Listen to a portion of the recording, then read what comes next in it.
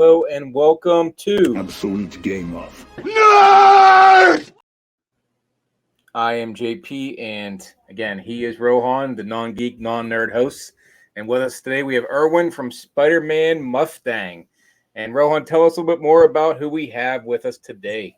Yeah, so I met Erwin a while ago, just via the Instagram's comic book community. We've chatted here and there, and I was like, "Yeah, we need to get this guy on the show." We just want to hear his story in general, but he has finished one of the most epic grail chases one can endure in comic books, which we will get into. Which I'll let him share that when we get to that point. But first, as always, we want to start at Erwin. What is your origin story? Yeah, so you guys ready for a 3-hour show or what, man? Yeah. Because I got a lot of stuff to cover. I told you there's a lot of notes here, but no, honestly, it's been almost a lifelong thing. I was a young kid, and I can't really pinpoint where I started collecting, but I know I was seeing comic books through older kids, right? So it's starting in the 80s, right? So 80s puts you in, how, I can date myself here, but comic books were 75 cents each.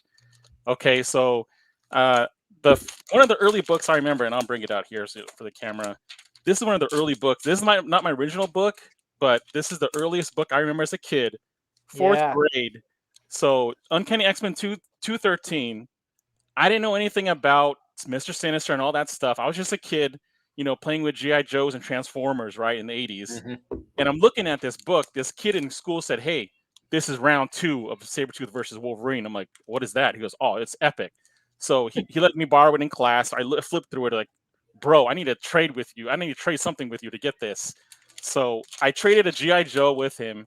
And since then, it's just been, always like up and down in collecting, right? But that was my small start in comic book collecting. It went from X-Men to Batman to Spider-Man. So from that little beginning of just like, what is this, man? Because if you guys know this issue, like, of course, yes, it has Mr. Sinister cameo. It's very small, but the epic battle scenes in this, like if you're a 4th grade kid, in like 80s, like you see like claws digging into someone's back and like blood splatting and everything. And the battle scenes in Uncanny 213 is so raw and like rugged, and they're just falling everywhere, and like they're throwing crowbars, and Sabretooth is trying to, take down Psylocke, and then Wolverine steps up and then like, "Hey, what's up, Runt? You gotta come at me," with that kind of game. So it was a rough opening my eyes. I will say too, if I'm thinking through it right, if you consider X-Men 200 to 300, I think that may be the best cover of that 100 issue run. Yes. It's fantastic. Paul Smith, right? Alan Davis and Paul Neary.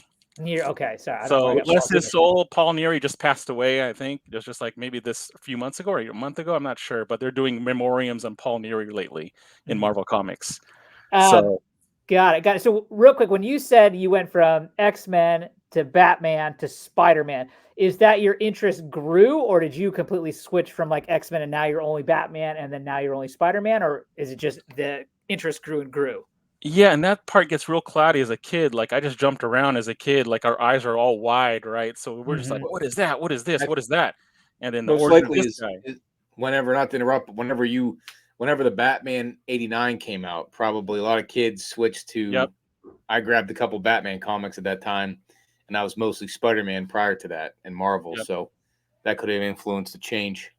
Yeah, and you're absolutely right. That Tim Burton film with Michael Keaton, that probably did make a big difference, because I remember like running down my VCR with that VHS copy like 100 times. Like, 100 times on that copy. And I wish I had my original copy of that, because that was like run down to the tape. Oh yeah, it is. It is kind of it's something that we don't talk about much though. But it was like those VHSs we used to record of our movies when they'd come on TV, and then like I remember like VHSs cost. Yeah. Yes. Yeah. They used to be like $100 to get a VHS when a movie came out. Yeah. Right. That's what I'm saying. Like, so when it would come on TV, I would just record it, and then like you would want to do like the pausing, so you wouldn't get any of the commercial breaks. And oh yeah, I remember doing all that stuff. And I remember like when I learned, like if a movie was going to go on and it was like say past bedtime, that you could still record it with the TV off. Like I remember that was like a game changer. That's some good memories.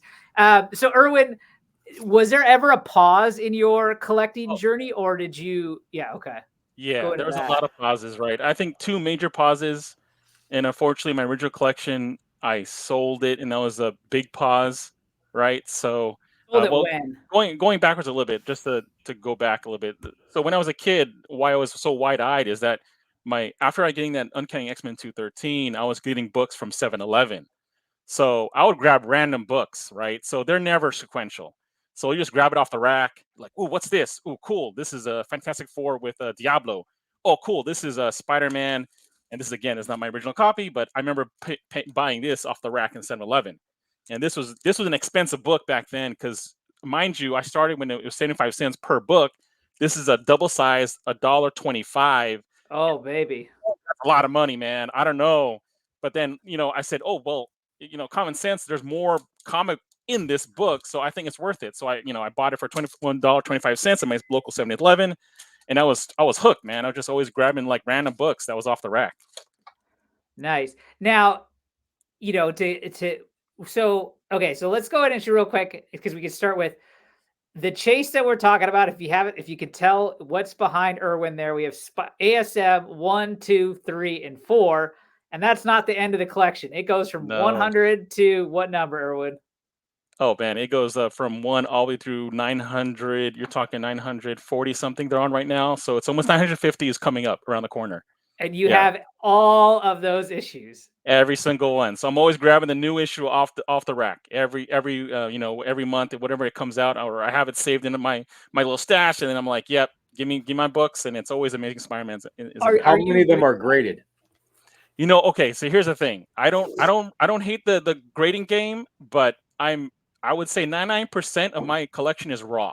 There's no hate on the grades, but I'm more old-fashioned, JP. Like I come from a more traditional collecting way where I gotta have my raw books. I gotta open it up. I gotta look at it. I gotta appreciate the art, the way it was printed. You know what I mean? There's something different about that. The smell, everything, man, everything. The feel, the touch. With that, Erwin, you're actively collecting as the run continues. Are you actively reading the series as well, or just collecting? I am. Well, so roughly, I would say 500 issues I've read. So my goal is to go back and read the whole thing and from beginning to end. But I'm catching a few spots, like I'm a busy guy. I'm raising my kids, my boys. So I'll catch maybe a little spots where I missed, but I'll catch up in a couple issues. Like, hey, I missed a couple months. Let me catch up. What's going on with Gang War?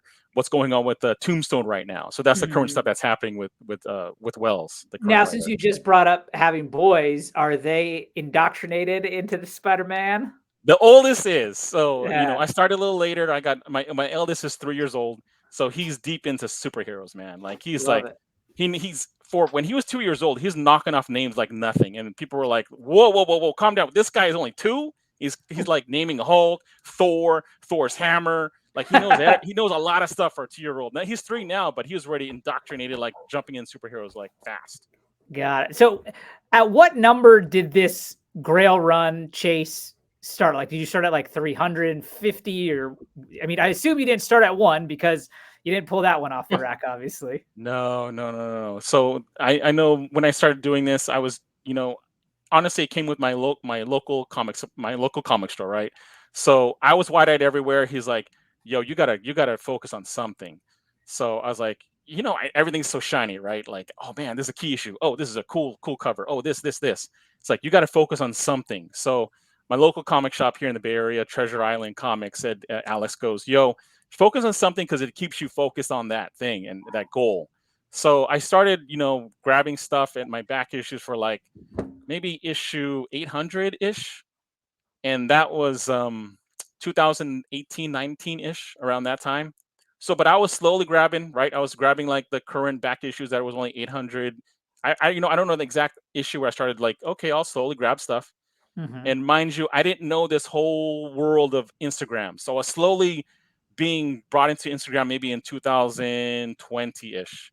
When pandemic was happening, I was like, oh, let me check out the Instagram thing. So I didn't know there's this thing about runs. You can do a run of 100 issues. You can do a run of volume 1. I didn't know that. So when he told me go for a full run, I said, okay, I'll just get the whole thing. So I started straight from like whatever's out on the rack, I'll pick it up. So I was grabbing like the current stuff and the small back issues from like a year ago when I started my goal. Got it. And so, kind of take us through your process. Like when let's just say you kind of hypothetically, or you essentially started in the 800s. You were able to kind of grab those. What was your process going 1 to 800? Like, did you start with 1 because it's the most expensive, or were you just like, how did you order which way you went? Right. So at the beginning, it's tough. At a long road, when you're doing a full run like that, it's like it's daunting. Like, man, how am I gonna do this? So in the beginning, I was just shooting. Let me just grab the current stuff that's a little bit cheaper, right? Like you can get real cheap, like 50% off on the back bins. And eventually, I think what was my big one? I think issue 300 was one of the big keys I eventually grabbed. And again, I used to own original collection. That was already in my original collection. So then this was my second copy I owned. And then from that second copy, I just slowly started going in and started, okay, let me start going grabbing some early 300s or below sub 100 issue numbers. Just So randomly as you find them. yeah, because again, it's so daunting, man. It feels like you Mhm. never get to that goal because you're going for almost 1,000 comics. So, and I'm including all the annuals. So I'm very particular in my OCD of like, okay, if this is it, I'm gonna go for everything. I'm not gonna pick and choose. So cover A's, at least the cover A's on everything. So I was just like, okay, let me just slowly grab here, grab there. And then I wasn't really looking at my collection until I realized when I was deep into it, like, oh shoot, I'm almost done. I'm only have a 200 issues left. So I realized, okay, let me just now I'm focusing down. This is the finish run. This is the final leg. And that's where I said, okay, let me just get the big issues now instead of wait till later because I'll never feel like I'll accomplish it because it's the last book. So Mhm. issue 1 was like maybe I would say I got it last year. So it's been a year. So I got that. Maybe that was the final 50th book. In the final, I was in that 40, 50-ish range that's left on that 1,000 issues. And I say 1,000. Again, I said right now the Yeah, publishing 950. Yeah. 950, but I say 1,000 because I was going through all the crossovers on some particular storylines, right? So I was going through all the crossovers, the annual. So it's over 1,000. It's about 1,200 What books. were you doing, like Web of Spider-Man and Spec Spider-Man at all? I did Web of Spider-Man. So originally I wasn't a run collector. I was just collecting just what I liked, and then I fell into run collecting. Like Web of Spider-Man I got from a guy. My second break with comic books. I got back in, and then my friend told me to check out a Facebook listing for a guy here in San Bruno, and he had a whole run of comic books he's just selling. And the funny thing is, he looks very close to what you look like, Rohan. Is like similar kind of, similar face and like structure, your head and everything, bro. Like it's a trip. So this guy was collecting runs. So then he got me on a run game. So he gave me a whole run of Web of Spider-Man, a whole missing some holes in the Clone Saga. So those two things was like a big jump start in my whole collecting of runs that I wasn't really particularly into, because prior to that I only had a full run of McFarlane Spider-Man, a full run of like Ultimate Spider-Man Volume 1, Brian Michael Bendis and Mark Bagley. So then when that was kind of like my drum just getting going, like, okay, I can do this. I can start collecting runs. So This is what that actually kind of segues into the question I was going to ask. So in the original ASM run from 1 to 950, let's say, was there ever a component of like you bought a collection, or did you one by one buy all of these? So what got me going at the very end of it, so in the beginning stage, I was getting collections. I was getting maybe a few, but not crazy. But when I was down to 200 issues, I started getting lucky. Like I got to this one crazy sale at my local LCS that I picked up like 30 issues for like 70% off. It was insane. And then I was just like, oh, I'm already there. I only have 140 issues left with this, about this huge stack. And then so yes, so it wasn't like a huge collection I was collecting in the beginning of that run, but at the end, I was in a steamroll. Nothing was going to stop me because I was finding people on Instagram. I was finding people everywhere, just like, hey, I got this. Does that fill your hole? Yep. Here's my list. I'll shoot them a screenshot of my CLZ app missing issues. Mm-hmm. I need this. What do you have in your collection that you can get dumped, like duplicates or whatever? It's like, yep, I got this. So the Instagram friends were helping out. And again, my LCS helped out because they had a huge like dumping of like 70% off on their back issues, and I grabbed, tons of books, and I was like, oh my god, thank you. This is getting me closer. Got it. And Does a grade matter for you at all? Like, does it have to be a certain grade? Yeah, so when you're running that marathon, it's just eventually just like no, it can be a point one grade, for all I care, because it's in there. So I Right. got them all. So I'm at the process of slowly upgrading. There's a few issues that missing panels. Some kid cut out the scorpion in issue 29, ASM 29. He cut a scorpion so it's not complete, but everything's there except this one little panel. This guy cut out scorpion. So there's a couple of issues like that, and eventually we'll get. So there's some really rough ones, right? Then I could care less. I was like, no, I got to finish this. I can't keep going backwards, keep upgrading. And that's another thing that I kept getting distracted was, well, I'm going to upgrade this one, but wait a minute, it's stopping me from checking off my list. So that was a constant distraction sometimes. Like, hey, but I got a good deal. It's worth it, right? But then I'm not finishing my run. So I do have JP. I have really rough runs, really, really bad rough ones, like barely hanging on one staple or detached completely. And I mean, that's fine if you're doing for No. Yeah, it's $1,000. I got a run of Spec Spider-Man because my son bought me about 10 of them for Christmas a couple years back. So I figured I'll do the first 100. Yep. And at the end, it was just whatever grade. I don't care, just to get all of them. A few of mine are graded, but then I found some rougher copies just to keep in that short box of the first 100. So again, as you're finishing a run, it's just having the completion, not the grade, because you can always upgrade later on. That's the key. That's the key, because it keeps you on the goal, right? You got to finish the marathon, then you can come back and work on being faster. Next year and all that stuff. Right. Absolutely. That's a good parallel. I run the I get it. I like that. Yeah. Nice, JP. Erwin, would you say that was like now obviously like the older they get, you go back all the way to ASM 1, there's a component of cost. Outside of, 1 being the most expensive and the 1 through 10 being the most, because was there a component of like these ones were the toughest to find, to get, does that make sense? Yeah, then that's a great point, because the book I chose to be the last book of my collection, ASM 38, was because it was a pain in the ass to get. Sorry, pain in the butt to grab, because that sucker, for some strange reason, I'd miss like an Instagram claim. I'll miss like a deal online, because I'm always hunting online for deals. People don't really care what price they put up on like Mercari or eBay. So I'll hunt on those. And for some strange reason, like 2 years in a row, back to back, I was missing out Amazing Spider-Man 38, the last Steve Ditko issue. So I said, you know what? I'll keep that. It's also inspirationally, like spiritually, like kind of like a weird. Look, I'm on a call, baby. Tell mom. Sorry. It's all good. It's all good. So for some reason, I felt like, okay, you know what? This issue is being a pain in the ass. I'm just going to leave it for the last one. You're being stubborn little piece of, you know what I mean? Like it becomes like you mother. All right, I'm done. I'll keep you for the last book then, man. You're going to play that game. I'm going to leave you the last book, Steve Ditko. So I that's one book that really, and another one too. Here, I brought this one. This was a second to last. Was Amazing Spider-Man number 2000 annual. It's a simple issue, and for some reason, I knew I was going to have a hard time finding it in my LCS. So, cool guy in Canada. Props to my boy Canadian variant on Instagram. He gave it to he shipped this for free. Like he's really awesome. I told the story like, hey, I'm almost done. I'm down to like 20 issues, and I'm getting close. He goes, oh, okay, cool. Then we kept in touch, and then I was like, bro, I'm like down to like 10 or whatever it was. I forgot what it was. I was really down, really single issues now. He's like, bro, I'll ship you this. I found a duplicate. You can have this. It's like, bro, I'll pay for the shipping. And then at the end, he said, yeah, it's okay. He shipped it for free. And I was like, man. So I gave him props for hooking this up. And that's why this is actually on my YouTube channel, this little icon, because it was just kind of like, oh man, thank you. Finally, this stupid annual. I finally finished this amazing annual 2000 off my run. So that was my last annual. Then again, this is my last book on the run. So Amazing Spider-Man 38. 38. And it's nice.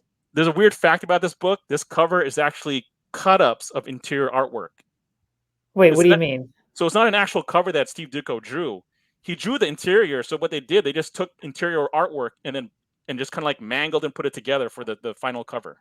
Oh, interesting. So there's no like actual piece of original art for that cover then. No. From what I gather, for sure, this stuff. I'm not Yeah, sure if yeah. this was taken or from somewhere else, but this stuff is straight up from panels from different parts of the pages inside the book, and they just cut it up the old school way, how they did covers, and just like piece it together to make a cover. Yeah. Cool. Yeah. On the note of covers, you have all 949 at the moment. Do you have like a top 5 favorite covers? Because I think Spider-Man's obviously got some phenomenal covers. Yeah, so I put everything here, got it ready. So this is hands down one of my favorite. This is hands Yes, down. that is number 1 all-time Hands best down. Hands like I get it. People have opinions, and everyone can collect how they want to collect, and you can have all. I'm sorry. When it comes to best Spider-Man cover, ASM 50, number 1, no questions asked. Like that's it. And you know what? It's that's why Amazing Spider-Man. Spider-Man number 2, Tobey Maguire and Raimi. That movie that really just freaking nailed it with this cover and the storyline in the Spider-Man number 2. I love this. This book is so awesome. And then when I saw it on the theater, I was like, oh my god, they got it right. They nailed it. Not only that, that's a book too. I found like when I got mine, like I always appreciated the cover, but then like you get it in hand and you like look at it and you're just like, wow, this is something special. So again, that happened to me when I got my first ASM 129. I got 2 of them. That's my second favorite cover, I would say. Yeah, so I always saw it on like, you would always see it on Wizard, you'll see it on Overstreet, and you'll see it online or whatever. And found when I got it, I was like, oh my god, this is one of the craziest covers, one of the best covers. It's not you can't appreciate it on a monitor. You really got to like see it for yourself. Just like well done by John Romita John Romita Sr.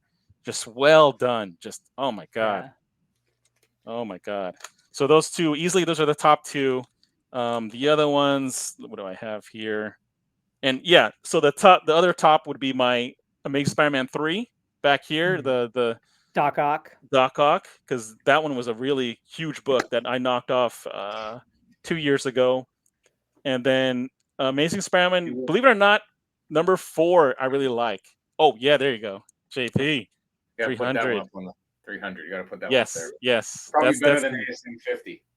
Yeah. I think it's not the same. Yeah, right. And I'll tell you, when it comes to McFarlane covers, I actually prefer 316 to 300. Yeah. That's a good point. I would say 328 is my favorite. Which one is that? The Hulk one. Spider-Man. The Hulk. Yep. Cosmic Spider-Man. Yeah. Erwin, real quick, what are the grades on the 4 behind you? I can't see from. Yeah. So ASM 1 is 2.0. ASM 2 is 2.5. 3 is a raw book, which I'm going to keep raw. And then 4 is a 4.5. Nice. What's number 3 in? 3 is like a 3.5. It's 3.5 roughly. No. I mean, what's it? Is it like on top of another slab or what? Oh, the casing. No, it's not a slab. So it's one of these. And I'll show you. I have one here. Oh yeah, I've seen those. So it's this. It's a special brand, right? What is it again? I forgot the brand. Ultra Pro makes these? It's like a one-touch for cards, but for a comic. Yeah, exactly. So you just put a custom label on top of it or something, or no? No custom label. I have them in Mylars inside and a clear backing board. That's how I kind of display them in my wall here. That's awesome. Yeah. I don't want to. I gotta step out, guys. Yep. Yeah. Rowan, was great meeting you. Hey, glad thank you. Step on a little bit, but we'll be talking on Instagram. Yep. Yeah. Safe trip, brother. Yep. Thank you, guys. Yeah. So, Erwin, do you have an AF-15 then, or is that kind of the next piece, or where does that fall in? Yes, I'm working on that right now. That I have have a buddy, so we're working on a long-term goal with it. So just chipping along on it, but I have it. It's just reserved for me, basically. Got it. Yeah. Or is it like on a payment plan or something like that? Yeah. Like trades and all kinds of stuff I'm doing to try to get that goal. So it's set aside. Nice. Yeah. Nice. That is, I mean, I'm curious, what does the wife think about the run? Bless her. She's so patient. She's like, she can care less, but she shows interest. She'll like, oh, so what's up with this, guys? What's happening here? She'll listen to some of the stories, but it's just have fun, enjoy Erwin, enjoy your time with the comic books. you know. So yeah, she could almost care less, but she enjoys it that I enjoy it. Yeah. um, are you, you mentioned with the X-Men and the Batman, and we just saw, I think that was a Hulk 180 you just showed partway. So while you're doing this, huge run, chase, are you also collecting other things? No, so that's the thing. When I decided to get back into comics, I was like, I don't really need to get into anything else because there's too many things in comic books to really get involved in. I was actually watching a interview with Reggie Collects the other day, and then he's coming from that traditional school sense where like, you know what, I can only focus on one thing, and that's where my energy will apply to. And if it's already got my family to deal with, right, my kids, raising my boys, and my taking care of my wife, comic books should be just my one hobby. And I've Hmm. done too many things, and it can take your energy away.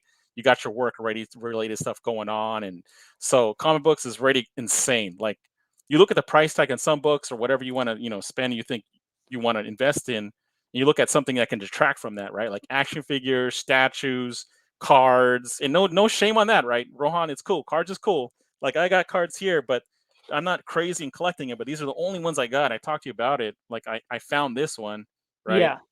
I found this in my old like drawer, and then I picked up these for like $1, and I'm No, cool. That's, you know what I mean? I no, I totally get it. Like I kind of realize I've been kind of too sidetracked with I recently made this decision. Like, no, I need to narrow down my focus. Like I get it, I got spread too thin, and it kind of put me behind at where I wanted to be. And Hmm. I've recently been like, okay, no, I'm only going to chase a few special kind of cards if they happen to come up, and I'm able to get them. But otherwise, I am focusing on the comics, and that's going to be kind of my case going forward. So I totally feel you. Like, and again, I Hmm. think it's just a component of, like you said, when you get into these things, you get exposed to them. It's like everything looks great, Hmm. everything looks Hmm. fun, and it You is want to all grab fun. all of them, and Yeah, and you do have to come to a realization that, like, you have to choose a lane to some degree, because unless you're a mega millionaire or something like that. right, I mean, even if you are, that's still like a time component involved with yeah. chasing it all down, and it's still hard, even if the money supply is not a question, right? Hmm. So yeah, no, I totally get that.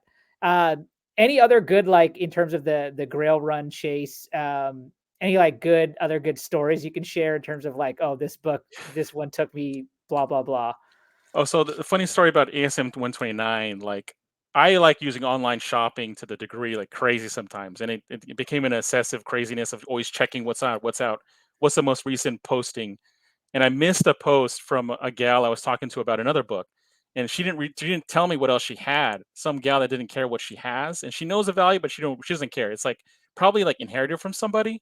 Hmm. So I forgot to remember what book I wanted from her. I think I did buy something eventually, but it was like a cheap book.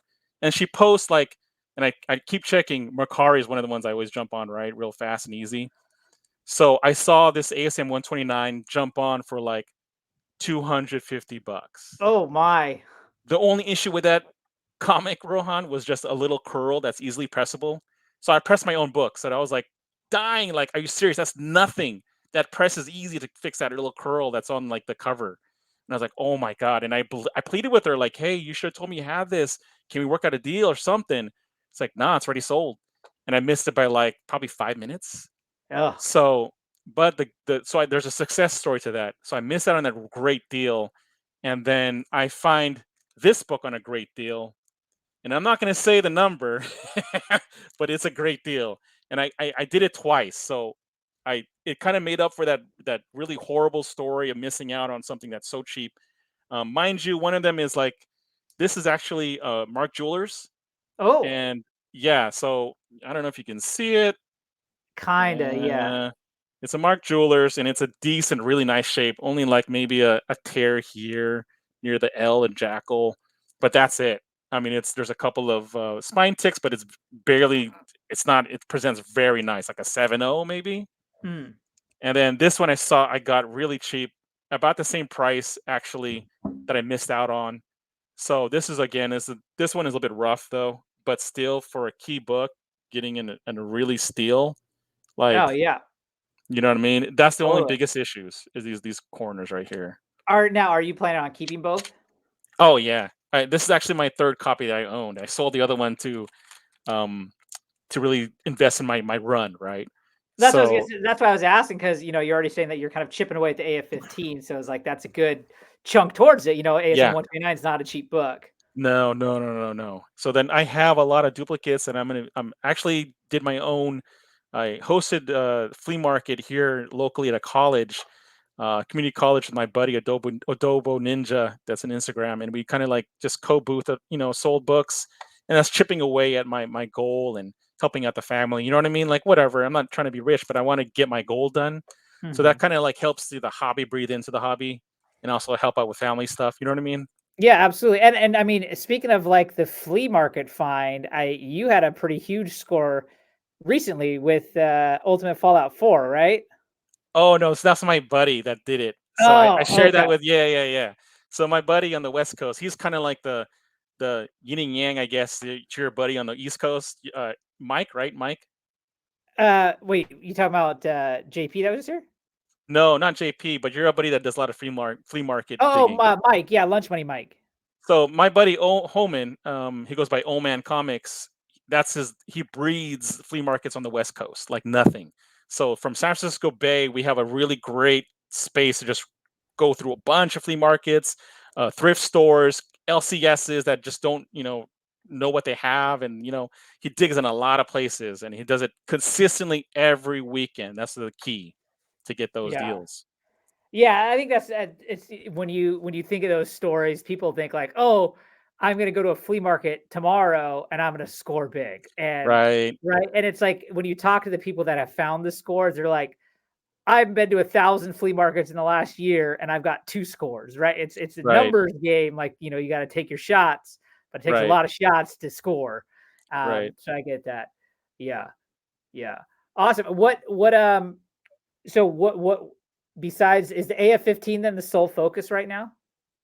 Yeah, and also some upgrades whenever I find really cheap deals on upgrades on my current issues, like that ASM 29 that I eventually will not need to upgrade. So things like that, I'd find good deals in variant covers.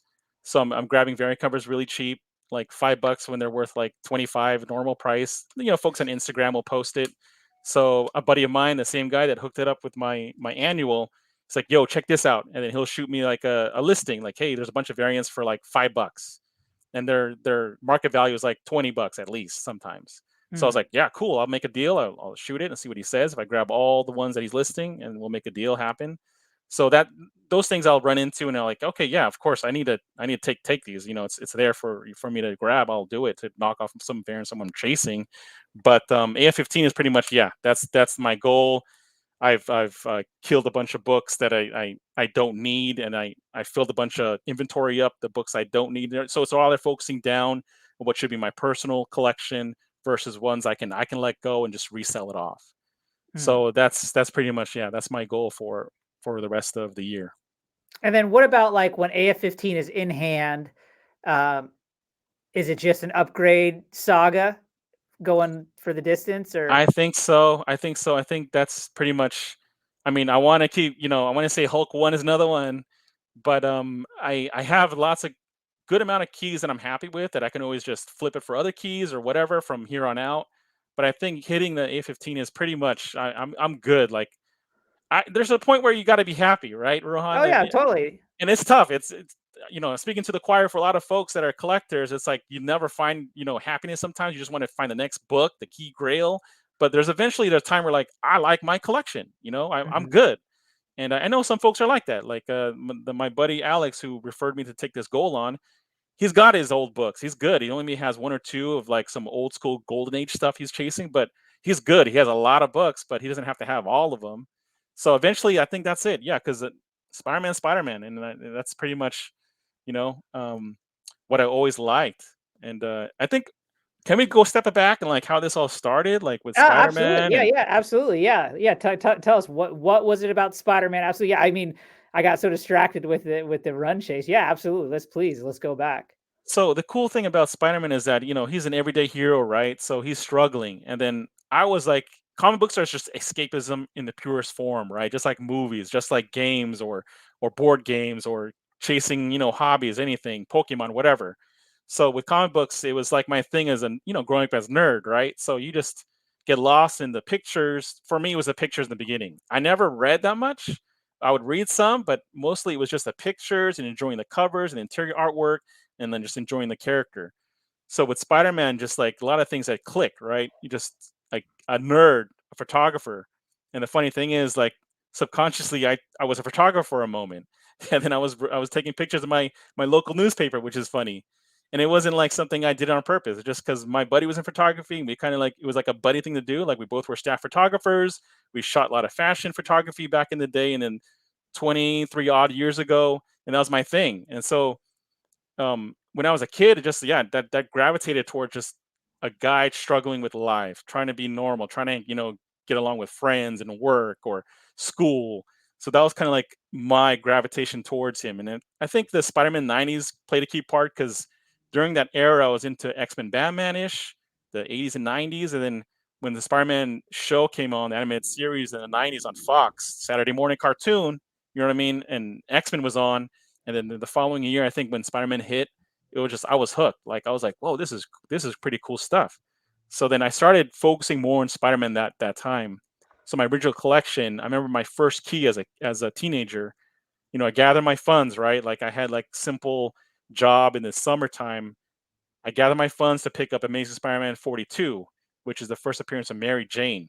Mm. Not a great cover, Rohan. It's really goofy. It's Jay Jonas's son like punching Spider-Man. Jay Yeah, yeah. Jonas's son is like wearing a spacesuit, I'd say right? like that with the clunky like arms or something like that. Yeah, it's a weird cover. It's a weird cover for a large key issue, and I never liked it. But I Hey, mean, I will tell you, it's a better cover than ASM 31 first Gwen Stacy. yeah, 31 is goofy too. I'm not a really fan of 31, but that's a large key issue. That's actually it's for three purposes. ASM 31 is the Gwen cameo, Stacy, Harry Osborn. is a third one that people don't know about. I don't know who the third one. They do, but they're not. It's not like widely, known. So a guy named, oh man, now I've lost it. Train of thought. Doctor something. I forgot his name now. Doctor something. Warren. Doctor Warren. Okay. You Wait, know who's who Doctor Dr. Warren Ward? is, right? No, that's blanking on who's that? So eventually, issue 49, he is the Oh no, no, sorry, no. Issue 129 is his full first appearance as Jackal. Oh, So his cameo as a doctor at the university is Dr. Warren, Miles Warren. I did not Miles know that Warren. about 31. Yes, so there's three key issues on that. So it's not people don't really like, respect Jackal that much because of the whole clone saga and all that stuff. But yeah, there's three purposes on issue 31. So that's the first appearance of the Dr. Warren, Miles Warren, and then Stacy and Osborn. Yeah. Yeah. Um, yeah, go on, continue though, like about in terms about like what it was about Spider-Man though. Right. So X-Men. So it's again. So X-Men was my thing because it was cool. Like with the whole dream, keep a dream worth fighting for. I really gravitated towards that as a teenager. And then Spider-Man. It was the whole animated series that kind of like got me into the whole realm. And then of course I was already into Spider-Man because of McFarlane. So I was into the artwork. Again, I wasn't reading that much books. I was just into the artwork. Like, man, this is dope. I like 312, right? So that's the Hobgoblin versus Green Goblin cover. Mm-hmm, And then mm-hmm. I love the 316, I love 300 and all that. So I gravitated towards that in 298. And then after that, it was just all about just the character of him struggling and trying to find girls, trying to keep a girl, and all that stuff. So it really resonated that whole character of just struggle. So that's why that amazing the Spider-Man #2 that came out, the movie, that movie really clicks a lot of levels of like that fan base of I still Spider-Man. think to this day it's one of the best comic book movies there's been made. And a lot of new generations don't see that, right? They Mm-hmm. laugh at us, like think it's the best movie. What's so great about it? There's other movies that are greater than this. I was like, no, there's you don't. If you really know Spider-Man, it has every element that's down to his DNA of what makes him cool and what he's always challenging with.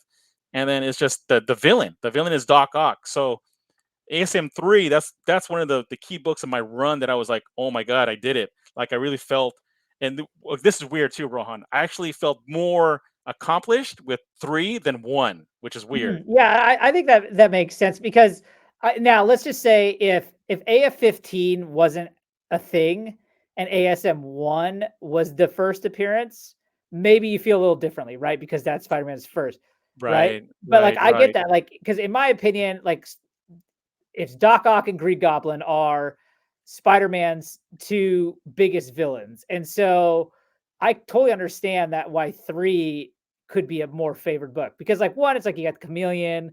I always dig 1 because it's got the FF is on the cover as well. And I think that's really right, cool. But like right. I think it totally makes sense. And I love like when I think about like my long-term goals, like I'm a big first appearance collector. I would Right. love the run, the gamut of Spider-Man foes, right? First appearance, like I have Kingpin and so on. But when I really think about it, if I, when I think about that, I have to stay focused. The the issues that I think are musts for the long term collection of mine is 14 and 3. Yeah, yeah, yeah, absolutely. Those are up there on the Yeah. hunt list for any ASM like completists. And 14 was really interesting. I got that off this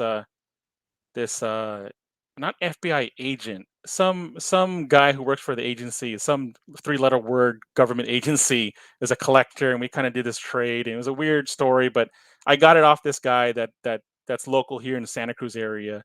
But that's the story behind that one, which was fun. Just getting that issue, it was just one of my top grails that I was hunting, and that was just like I'll never forget that book because it was just like, wow, that was kind of like, I'm gonna do this moment. Like I got 14 now, and that was like probably halfway through the run of 900 issues, so I wasn't even Mhm. close yet. But I hit 14. I was like, oh my god, I gotta. This is my earliest number that I got. I'm like, I can't believe I'm getting close. Like I'm actually chugging along and making it. Yeah, no, I mean that's a serious one. I always think if it is possible, the other ones I would love to add would be Electro, Sandman, and Mysterio. Yeah, yeah. So Another cool 4, story. 19, and 12, 13. What's Mysterio? 13? 13, Yeah, yeah. Mysterio, 14, and 15. You gotta remember 15 is Craven. Craven, yeah. It's I like if boom, boom, boom. Yeah. Yeah, I mean, yeah, it's a big it's I mean, and then 3 is Ock, and then 4 is Sandman, and yeah, that whole 1 to 20 is just crazy Yes, in terms of yes, I know like if you ever look on Key Collector and if you look at, almost every book from 1 to 50 is on Key Collector. It's crazy. right, right, right. Yeah. And they were just in the zone, right? Stan Lee was another cool fact about Stan Lee. Like he was a struggling writer. Like he felt like he didn't want to write after doing 20 years of it as a kid. Mhm. And like when the 60s came, when he was like, you know what, to his wife, he's like, I don't know about this writing stuff anymore. I forgot what happened, but eventually she said, you should just keep at it. You never know. And for some Did reason, his didn't she wife, say like write one for yourself, and that's when he wrote yes, Fantastic Four? something like right, right, right, Yeah. something like that. And he was almost done. He was done writing. He was writing from the 30s, right, or 39 or 40 or something like that. He was writing when he was a young kid, and he wasn't happy with the stuff he was writing. And yeah, yeah, right. Do one for yourself, right? That's what, yeah, she said something like that. Yep.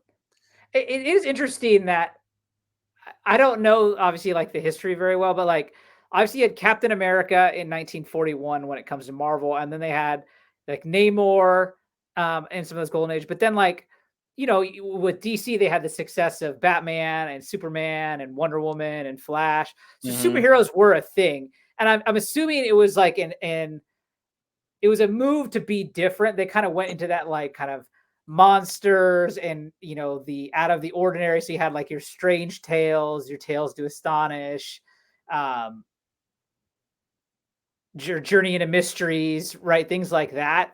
And then until that moment when his wife was like, "Do one for yourself," he was like, "All right." I mean, he did FF, and then the swing back to superheroes. So it would be interesting to kind Right. of know the details of like I can only guess that that's right the reason why is DC was already doing superheroes. Let's try and do something different, and then he didn't enjoy that. Wrote one for himself, and it swung it back. And obviously, that was the age for Marvel, and that's really where it took Right. over.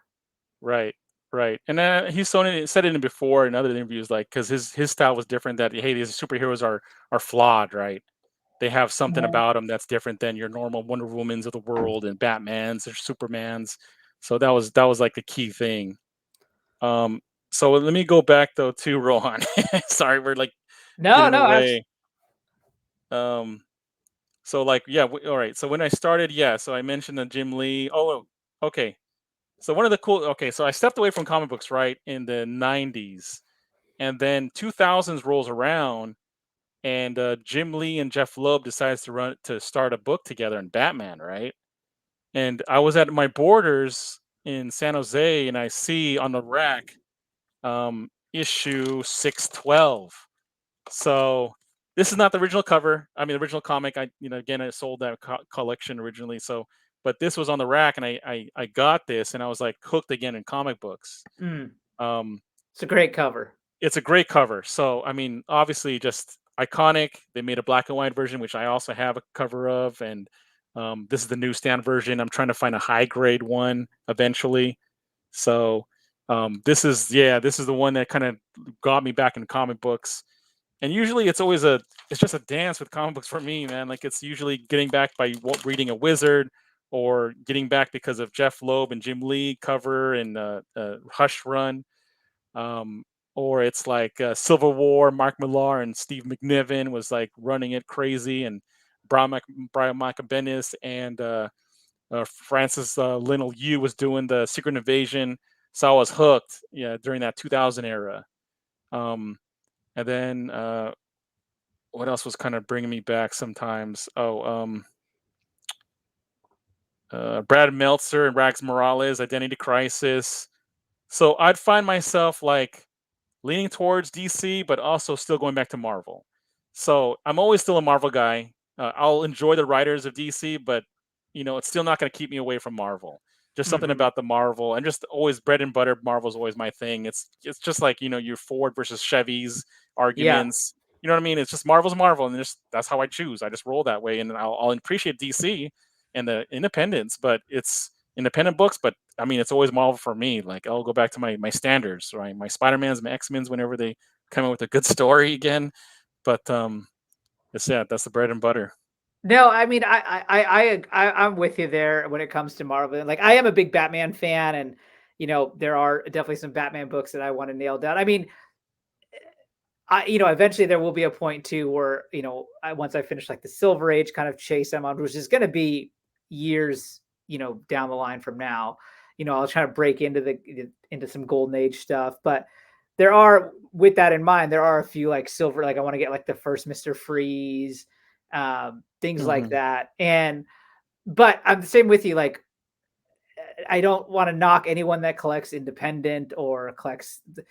For me, it's like you just can't beat the notoriety behind those key Marvel characters.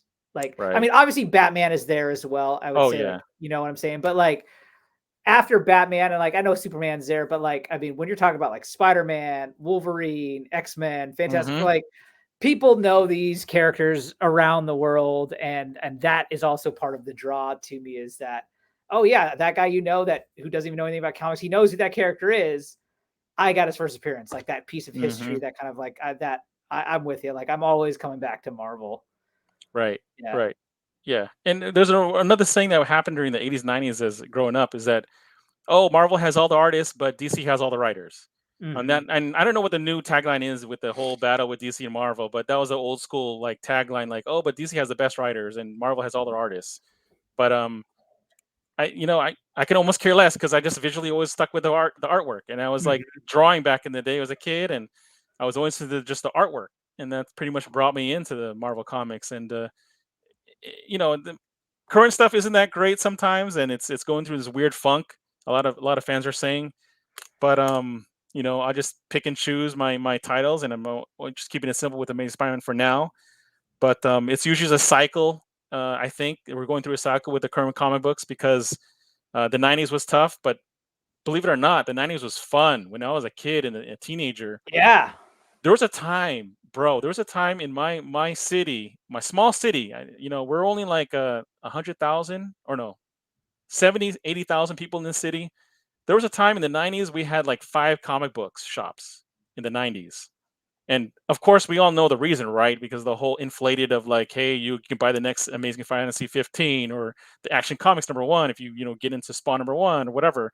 But who cares? I don't care about that. It was just so cool. You can walk into any shop around the corner, and you just go into a whole new world. Like they have different selections, they have just different stuff on the wall. It was No, just a beautiful time, man. It was just I'm with you 100%. I said it also was the same thing with like I was into comics and then I was into sports cards. And both of those, like I grew up in a town, it was like 60,000, but there was a couple prominent comic shops and there were multiple card shops. And I've told hmm this numerous times now, like I have such vivid memories of my parents are like, oh, we need to go run errands to like, Fred Meyer, Safeway, blah, blah, blah, blah. Right. So let's just say Yeah, 2.5 hours worth of them going to these places to pick up whatever.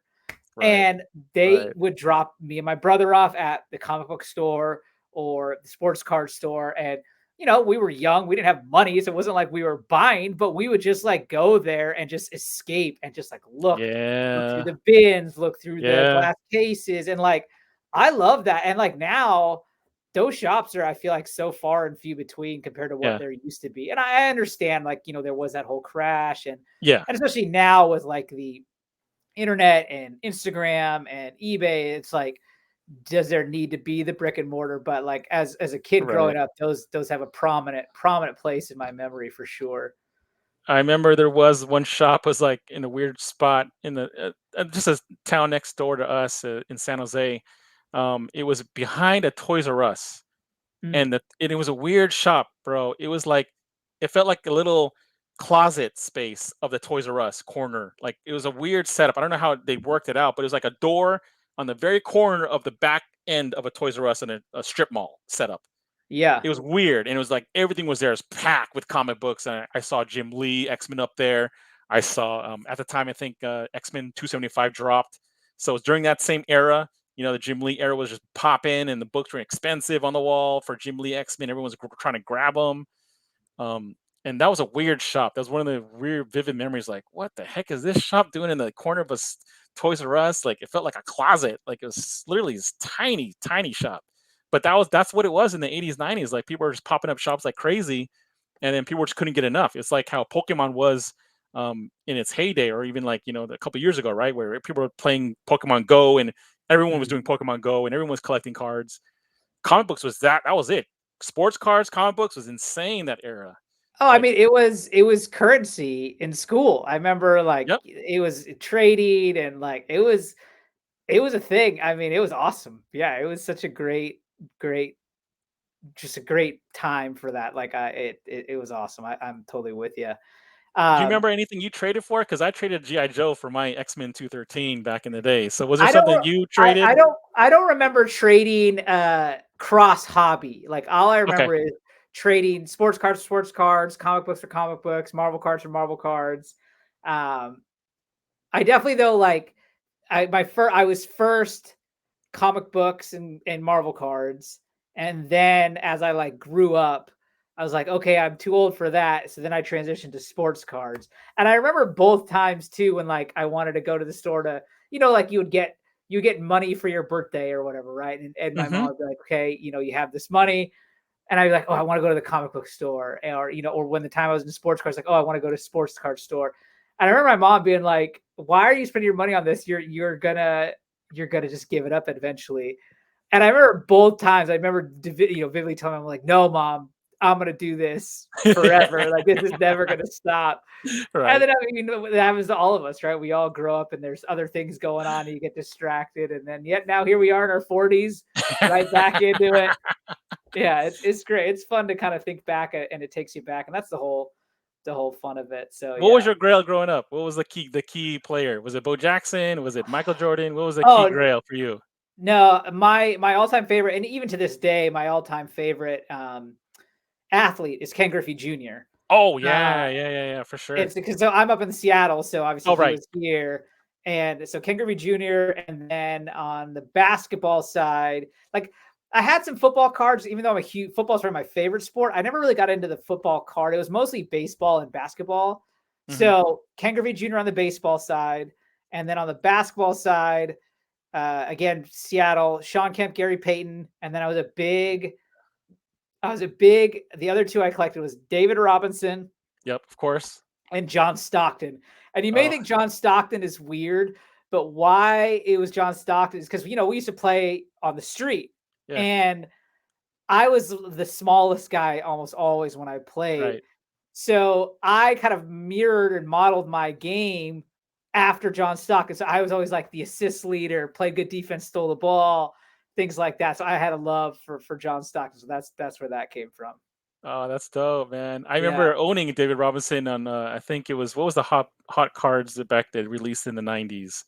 It was like that gold framing with the lines. Was it Um, Stadium?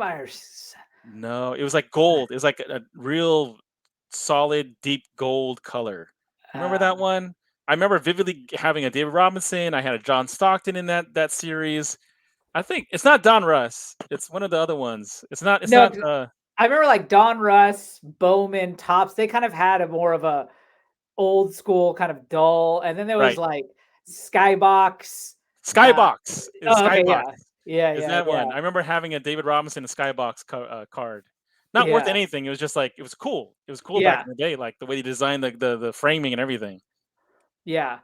Yeah. I also, the thing I always think about too that makes me kind of laugh is when you would get that valuable sports card, you would put it in one of those screw down cases. Do you remember those? Yep. And I Yep. remember going to the card shop, and for some of the big cards, they had those screw down cases that were literally like an inch and a half thick. You know what I'm talking about? It's just Yep. like, Yep. and when I think about that now, it's just like that. Especially cool because like the majority of that thickness was underneath the cards. Like this isn't really adding anything in protection here, but it looked like it was like, oh, that's a big deal card right there. Right. Right. That's no joke. That's no game. You're not playing any games with that card. Yeah. With that. Like I remember my buddy got a Troy Aikman rookie card, and it was autographed as well. And he got it, and it was in like this case that was this thick. And I remember being like, wow, this thing is like a brick. For sure. Yeah. For sure. Now I would say, like, in terms of cross trading hobbies, if I do have some sports cards, there's really nothing there of value beyond a couple bucks. But like, I would definitely, outside of like a Ken Griffey Jr. Upper Deck rookie card, if I had something valuable, I would definitely turn those for comics now, because I haven't gotten back into sports cards. I don't have any desire. I'm a huge sports fan. Yeah, and that gives me my sports picks. But I don't have any desire to kind of get back into the collecting side of that. But I would flip those if I had those. Right. And that also has changed too, bro. That's this crazy game of collecting cards now. Oh, I mean, yeah, I mean, exactly. Like they went crazy. from that. Yeah, those 90s cards really are, because like you said, it's just overproduced, you know, that junk wax era. And now they've changed that game. And like, yeah, the sports card game is crazy.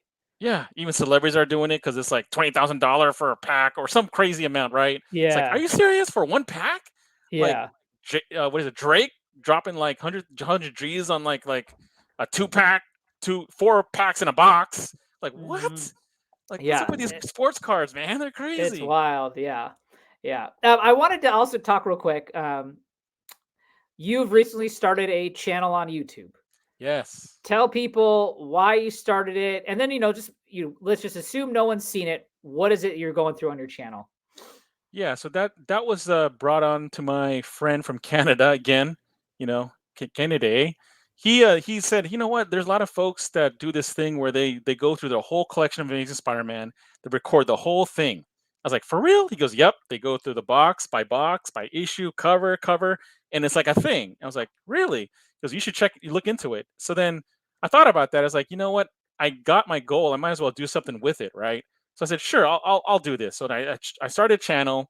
I've been consistent, you know, a couple of stops here and there, but I've been uploading shorts of my collection and how OCD I am with this stuff, because it's all about this, you know, the Mylars and having it displayed nicely, because I'm a raw collector most of the time, right? Like I said, 99% is I'll tell you what, like raw books. When I buy, if I was to buy an ASM 1, I would probably go the graded route, because the amount of money you're going to spend on the book, you want to ensure a certain few things. Now, yes. That being said, to me, nothing makes a comic book look better than the Mylar. Like my favorite, like I would love. I love the Mylar, and then in a nice top loader. Like to me, that is the chef's kiss.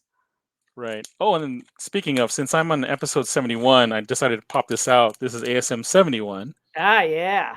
So that's just the cover for this, episode tonight. Yeah. There we go. We'll have to use it for the thumbnail. Yeah, for sure. Yeah. Use it. Yep. Yeah. So yeah, I love the Mylars, and it became like an obsession when I became friends with Steve, the owner of Comic Clear Boards, right? Hmm. And I'm a big promoter of that. I love that stuff just for my Oh, the own work. clear boards. Yes. Clear Oh, boards is love the one. It's awesome. So I gone back my whole collection. Believe it or not, Rohan, my whole full run of Amazing Spider-Man is going to be fully mylarred and clear boarded out. All Oh, my raw great. books. So if you look through all, so that's why I'm going to record it on YouTube. Eventually, I'll make a full run on YouTube where I'm just going to go through each book cover by cover. It's all clear board. It's all mylarred out, and it's just going to be beautiful. It's going to be a Yeah. work of art. Um, Besides the 4 books behind you, do you display any of else of the run? Any like, and is it in Yes. the Yeah, so then that I just did for tonight, but I'm oh, always like flipping rotating books them? out. Yep, like this one was up there. That's why I brought it down. So these two books were up there, right? So the Hmm. two 180 181s were up Yeah. there. I just take it down for now, just so I can talk about tonight about ASM. It's all about ASM tonight anyway. So yeah, so I rotate books out there. I'll put up slabs. I only own like 2 short boxes of slabs. The rest is always raw books up there, utilizing the Ultra Pro casing. So it, Yeah. just Yeah. ultra protection, right? Yeah. To give them a little So rigidity. yep, exactly. Yeah. Um, oh, then one more thing, because I need to where it all started too. I got inspired by my cousin when I was a kid in comic books and drawing actually and designing. So at the time he got me into comic books. He was an older guy, so he was 10 years older than me. Bless his soul, he's passed on from cancer. But this is a book that he drew, Oh, and wow. so it was only produced in this company called Silicon Graphics, Uh-huh. and he signed it for me and everything. So Oh, there's his that's great. signature. So he's saying, "Hey Erwin, keep it up. Your artwork is good." So this was like I was in college, or I think 1996, 95 is when the 95 he gave this to me. So the cool part was is that this guy that he worked with on this comic, Terry Smith, really great artist that designed the San Jose Sharks hockey team's logo originally in the 90s. Mm. And he came to my high school and actually talked to my class in 94. I forgot what year it was, but he came and talked about like the graphic design.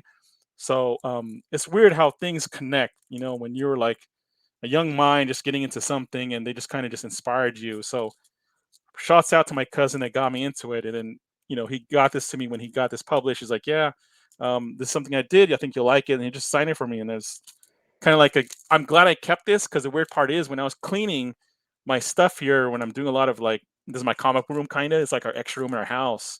So there's a lot of comics everywhere. If you looked over here in the mirror, I there's mean, I like, imagine it when you got 950 comics, let's just say that they dude, take there's a up the lot. space. There's a lot. So then the one side is all my personal collection. The other side is like stuff I'm selling or trading or selling. So I thought I sold this actually, because I sold my original collection and I thought this was in there. But thank God when I was going through old paperwork, this was hidden in one of my boxes. Like, oh my God, thank God I didn't get rid of this, because I would feel so bad, because he was kind of like my inspiration as a kid. And he actually donated some comic books from my auntie. Didn't know about it, but it's like auntie's like, yeah, take it, because he's like off to work, full time worker, and I'm like high school kid or something. Like, he has any comic books left, and I grabbed a couple of John Byrne X-Men runs off his collection, and he didn't mind it. Actually, I told him later, I was like, I saw him like at another family party, and he's like, yeah, don't worry about it. Yeah, those were just old comic books. Who cares? And then yeah, that was just kind of like my original origin story. That going back, just thinking how I got into this was my cousin, man. He was just a cool guy, really laid back, always a people guy, just love people. Yeah. As we kind of wind down here, past the hour mark, I do want to ask Spider-Man-Mustang. What does that come from? Yeah, that's a weird. So with Instagram, I originally got Instagram going for my Mustang. So when I got the Mustang in 2016, I was What like, oh, year? is it 2016 Oh, actually? okay, okay. So then I was like, I'll make a page for my Mustang, and I think I only posted like one photo, or actually I didn't even post. Maybe I did post something, I forget, but I never really kept it. And then like it was like a story or something, I forget, and I didn't do anything with it. And then when I got into comic books, because I was using my personal account for comic books a little bit, but I was like, I don't feel right. I got to separate it. So then I started Super Spider-Man Mustang to be my comic book car kind of love, right? And it just totally became comic books. Like I forgot about the cars, like all about here's comic the books. thing. Here's what you do now. You should post every day, 1 to 9, so tomorrow you do 1, the next day you do 2, but do it set up a slab stand or something and take the photo in front of your Mustang. Right. And that's the funny part is when I did the post of ASM 38, I did put it. I finally showed the first appearance of my Mustang with this. Ah, there you If you go. look at my Perfect. Instagram post, it's like I finally showed my Mustang, and then it's funny because like it's like a true round circle. Like finally, I connect my profile to my actual love of Mustangs and Spider-Man. Yeah. So Awesome. yeah, I love yeah, it. I love it. yeah. So Erwin, this has been such a blast talking to you. Heck yeah. Yeah, real quick, why don't you tell everyone where they can find you, your YouTube channel, your Instagram, all that stuff. So yeah, you can find me on Instagram, Spiderman all one word, no space, just Spiderman Mustang. And then on YouTube, it's the same thing. So I kept it simple for all those guys out there and gals. It's just Spiderman Mustang and YouTube, and it's a few channel. My channel is really new, so there's a few videos up there, going through my Amazing Spider-Man run and also my OCD-ness. Like I really go through like, hey, how I take care of my comic books is like a really major thing, and like you know having these special labels, Yeah, you keeping had it that down. post. You had that post about the backer boards, about which way to face the Yeah, you board. remember, right, Yeah, right, and yeah, it became a debate, like which yeah. would you use, glossy side or matte side.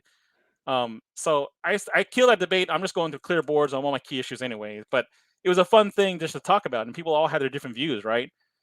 Because you know I've seen like the acid issues, right? The ink messes up with the acid side, but also on the glossy side, the ink from the comic transfers to the glossy side. So there's like I don't know. It still's for debate for me, honestly. Like, there's you pick and choose your battle, I guess, with the glossy or matte side of a Mhm. cardboard that you get at the LCSs. But yeah, Yeah. Right on. Yeah, and everyone, I'll put Erwin's links and all that good stuff down in the description. So be sure and check them out. But otherwise, thanks for watching. Let us know what you think. Let us know if you're on a kind of an epic run like Erwin or have completed hell yeah, one. We like to hear all of that kind of stuff. And yeah, if you're, we'll have you on the show if you have something, But yeah, again, thanks heck for yeah. coming on. This has been a blast, everyone. Thanks for watching. We will catch you on the next. Where I gotta find my where is it at here? Hold on. Do the end credits. Where's that? There it is. JP does. All right. Peace out, everybody. Peace.